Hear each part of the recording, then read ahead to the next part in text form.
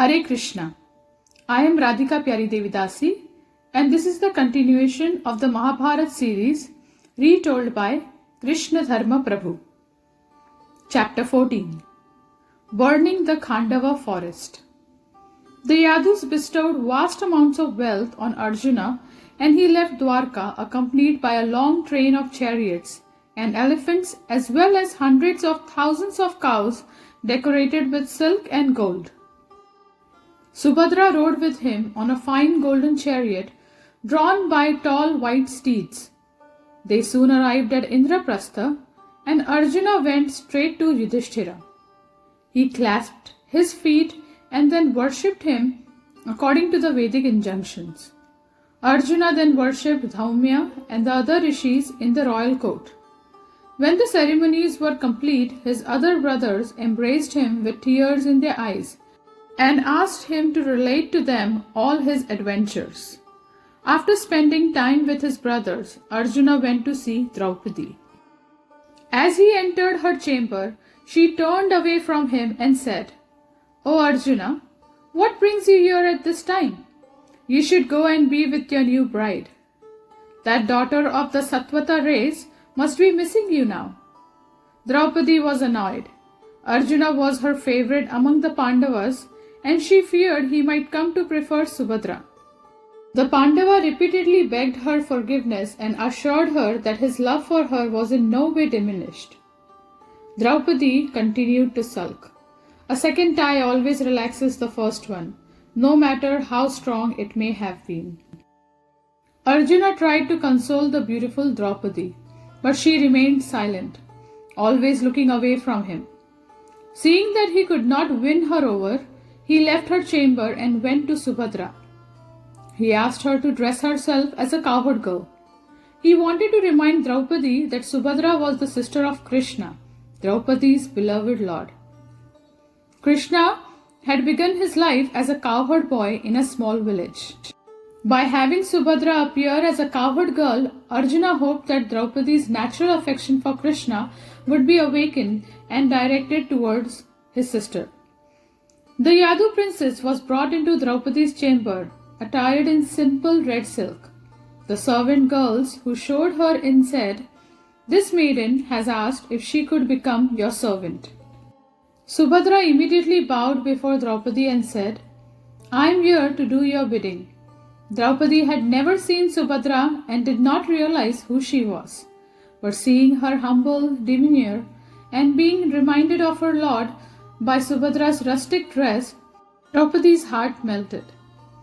She raised her hands and blessed her, saying, "May you become the wife of a hero and the mother of a hero. May you be without a rival." Subhadra replied, "May it be so." She then introduced herself. "I am Subhadra, Krishna's sister." Draupadi smiled and embraced her co-wife. Her jealousy and anger were dissipated by Subhadra's gentleness. She asked Subhadra to tell her everything about Dwarka and Krishna. They spoke together for hours. Then Draupadi took Subhadra by the hand and led her to meet Kunti. The two Pandava queens soon became close friends and would spend much time together, discussing the activities of Krishna and his associates. A few days after Arjuna's return, Krishna and Balram came to Indraprastha. Accompanied by his sons and ministers and riding at the head of a great army, Krishna entered the Pandavas' city, where he was greeted at the gates by Nakula and Sahadev. As they proceeded in state down the main highway, thousands of citizens stood along the roadside. They cheered and worshipped Krishna and his elder brother as they moved slowly towards Yudhishthira's palace. The Yadus gazed around them at the city. The roads were immaculately swept and sprinkled with perfumed water. Fences draped with bright garlands ran down the sides of the wide avenues. On the tops of tall white mansions flew countless flags and standards. The sweet scent of burning aloes filled the air, and the sound of musical instruments could be heard. Krishna and Balram entered the Pandavas' palace and went before Yudhishthira and his brothers. Yudhishthira worshipped Balram with all due ceremony and embraced Krishna with affection. Krishna offered his respects and worship to Yudhishthira and Bhima, then took his seat in the assembly hall.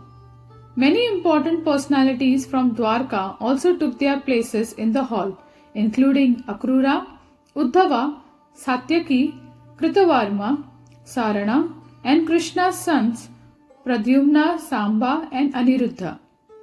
Krishna then gave Arjuna all the bridal gifts for Subhadra that her relatives in Dwarka had sent. He gave heaps of gold bricks and precious gems to Yudhishthira. Krishna also presented the king with 1,000 chariots adorned with rows of golden bells, each of them yoked to 4 steeds driven by well-trained charioteers, 10,000 milk-bearing cows, 1,000 moon-like white horses with golden harnesses, and 1,000 white mules and black manes which could run at the speed of the wind. As well as this, Balram gave Arjuna as a wedding gift 1,000 elephants, each resembling a hill and decked with golden ornaments and bells. Innumerable other items were offered to the Pandavas, being brought before them by Krishna's servants. Placed outside the hall, the wealth given by the Yadavas looked like a sea stretching in all directions. Yudhishthira graciously accepted the gifts and then arranged for all the Yadavas to be accommodated in his palace. They and the Pandavas passed many days together in happiness, and when it came time for them to leave, the Pandavas in turn presented them with brilliant gems as gifts. With Balram at their head, the Yadus headed back to Dwarka, but Krishna decided to remain behind to spend some time alone with Arjuna. One day, Arjuna suggested, "O Krishna, the days are hot. Let us go for some time to the banks of the Yamuna. We have constructed many fine pleasure houses there." Krishna agreed to his proposal and they set off. They soon arrived at a charming spot amid groves of tall trees. High white mansions stood along the river banks looking like a city of the gods. Krishna and Arjuna entered one of the houses where they were served varieties of exquisitely flavored foods and drinks. They lay down upon golden couches spread with silk covers. After relaxing for some time, they decided to go for a walk in the woods. The two heroes wandered along the river bank, discussing martial arts and past battles they had each fought. Having walked for a distance, they sat down upon an ivory bench that had been placed near the edge of a dense forest. As they continued to talk, a Brahmin suddenly emerged from the woods. They looked at him in surprise. He resembled an old sal tree with a complexion like molten gold. His beard and hair were bright yellow, and he shone like the morning sun. His 2 eyes were like lotus leaves, and his body was well formed and powerful. As the Brahmin approached them, blazing like fire, Krishna and Arjuna stood up and awaited his order. In a resonant voice, the Brahmin said, "I know you two to be the foremost of all men. I myself am a voracious Brahmin who eats much. I have therefore approached you in order to beg my food and to be gratified by you." Both Krishna and Arjuna folded their palms and asked the Brahmin what food he would like. The Brahmin replied, "I do not eat ordinary food. Know me to be Agni, the fire god. Give me food that suits me. Please help me to devour this Khandava forest." He indicated the jungle by which they were standing. Although he had already made many attempts to consume the forest, his efforts had been repeatedly thwarted by Indra. This was because Indra's friend, the Naga Takshaka, lived in the forest. Whenever Agni blazed up and began to cover the forest, Indra would send torrents of rain to stop him. The fire god continued, "Both of you are experts in arms. By your prowess, you will be able to prevent Indra from stopping me. Thus I shall consume this great forest. O heroes, this is the food I desire to have from you." Krishna and Arjuna looked at each other in surprise. They assured Agni that they would do everything in their power to help him, but they were curious as to why he wanted to consume this particular forest. The deity explained that the Khandava forest contained numerous varieties of medicinal herbs. He needed the herbs because he was suffering a malady due to having eaten excessive amounts of ghee.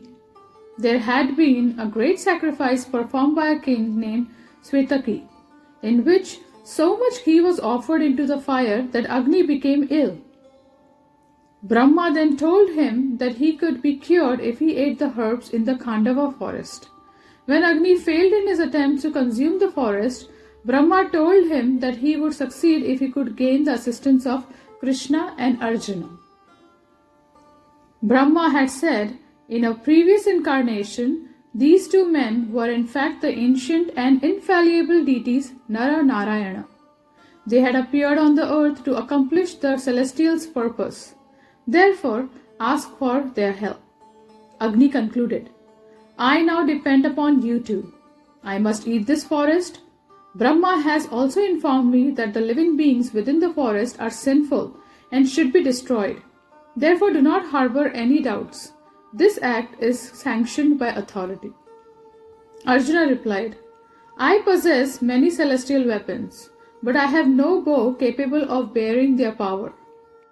If I am to achieve the task you have set, I will require an inexhaustible quiver of arrows and a chariot drawn by celestial steeds. Arjuna meditated upon Varuna, god of the nether worlds, and the deity immediately appeared and said, What shall I do for you? Agni knew that Varuna kept many celestial weapons in the depths of the ocean. Therefore he asked him to present Arjuna with the celestial bow Gandiva, as well as 2 inexhaustible quivers of arrows. Agni also asked that Varuna bring forth a chariot belonging to Soma, the moon god. Varuna agreed and caused all those things to appear at that spot. Arjuna looked with wonder at the Gandiva bow. It appeared like a rainbow embedded with celestial gems. As tall as a man, it was flawless. The Pandava took up the shining bow and forcefully twanged its string. A sound like the crash of thunder resounded throughout the forest, terrifying all the creatures. Holding the bow, the joyful Arjuna next approached the huge golden chariot. It was filled with varieties of celestial weapons as well as the 2 inexhaustible quivers Agni had requested. The chariot was yoked with golden harnesses to silvery steeds from the land of the Gandharvas. These horses were capable of going anywhere within all the worlds and could move with the speed of the wind or the mind. Above the chariot flew a banner bearing an image of Hanuman, Rama's great monkey servant. Hanuman seemed to be burning everything that fell within his gaze. Other flags flew on the chariot bearing images of fierce beasts. All the creatures roared terribly from their standards. Arjuna circumambulated the chariot and then mounted it like a virtuous man ascending to heaven. He put on the suit of celestial armor that lay there. As he stood with the Gandiva in his hand, he resembled the sun shining from behind an evening cloud. He then drove the chariot around, smiling as he heard the loud rumble of its wheels. Varuna also gave Krishna a club called Kaumodaki, which roared loudly when wheeled about, and which could crush even Daityas and Danavas. Krishna then mounted Arjuna's chariot, saying that he would become the driver. Arjuna again addressed Agni, O fire god, we are now ready to satisfy your request. Armed with the Gandiva and assisted by Krishna, I am able to withstand the entire host of gods united with the Asuras. What then to speak of Indra? Therefore, blaze up as much as you like and surround this forest. Agni immediately expanded himself around the forest and began to consume it with his 7 kinds of flames. He assumed the fearful appearance he assumes at the end of an aeon, which he uses to destroy all things. Krishna then began to drive the chariot around the forest. It moved with such speed that it appeared to be continuously present on every side of the forest. Whenever Arjuna saw a creature trying to escape from the conflagration, he immediately shot it down. Being slain in the presence of Krishna, the supreme deity, all the creatures dying in that forest assumed spiritual forms and ascended to the highest regions of transcendence. The roar of the fire could be heard for miles. Red, orange, and blue flames shot high into the sky. The lakes and ponds in the forest were boiled dry, and the rocks melted.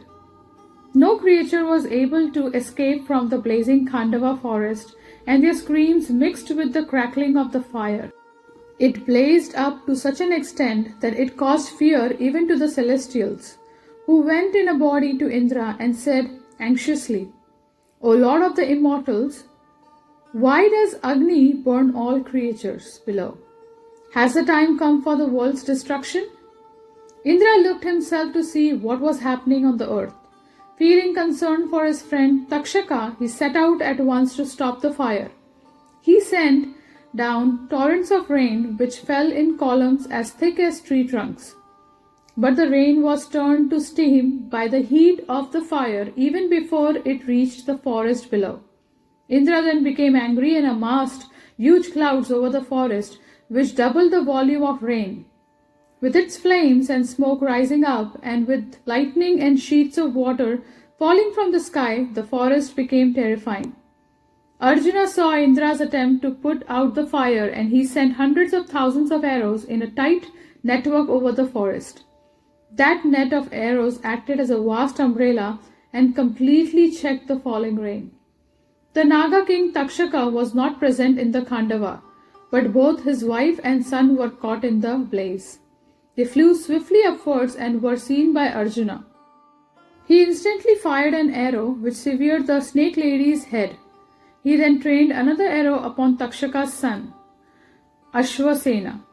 Seeing this, Indra raised a violent wind around Arjuna which temporarily deprived him of his senses. Ashwasena escaped and disappeared into the sky. As he regained his senses, Arjuna became angry with Indra. He shouted a challenge to the god and covered the sky with his arrows. Indra too became angry with Arjuna and released his tremendous thunderbolt weapon. Without delay, Arjuna invoked the Vayavya weapon which dispersed the huge black clouds. That powerful wind weapon completely dispelled the energy of Indra's thunderbolts and lightning flashes. The sky became clear and a gentle breeze began to blow. Agni blazed up even more. Fanned by the breeze and fed with the fat of bodies burning in the forest, he filled the sky with his roars. Indra summoned many other celestials to fight with Arjuna. Hosts of powerful heavenly fighters appeared and began to send their weapons at both him and Krishna. Blazing iron balls, bullets, rocks, and countless arrows shot towards them. Arjuna countered all the missiles with his arrows. At the same time, he cut down his assailants, who fell screaming into the fire. Arjuna was unconquerable as he stood on the battlefield, releasing his deadly arrows, with Krishna skillfully guiding the chariot. Indra then mounted his celestial elephant Airavata and rushed down upon Arjuna and Krishna, shouting, "These two are killed!" He raised his personal weapon known as the Vajra and urged on his elephant. Seeing Indra advance, the other principal gods followed him. Yamraj took up his death-dealing club, Kuvera his mace, and Varuna his noose. The commander of the celestial army, Skanda, raised his Shakti weapon, and Surya came with his brilliant dart. The other gods charged behind Indra with their own weapons raised. The Vishwadevas, Sadhyas, Rudras, Vasus, and Marutas all advanced in a body towards Arjuna and Krishna, who stood fearlessly below. Even though they exerted themselves with full force, however, the celestials were unable to overpower Krishna and Arjuna. Struck by Arjuna's mystical arrows, the gods were forced to retreat. Indra smiled. He was pleased with Arjuna, who was after all his son, and he also understood Krishna's position. Indra knew that no one could overcome Krishna or anyone supported by him.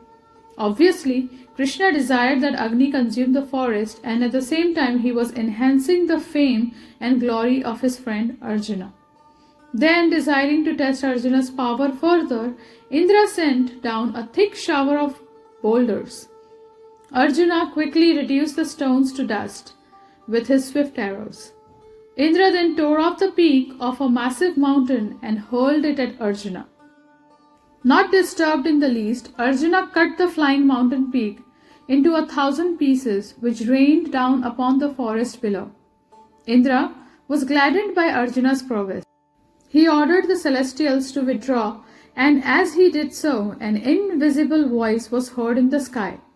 O Indra, your friend Takshaka is not in the forest at present, nor will it be possible for you to defeat in battle Arjuna and Krishna.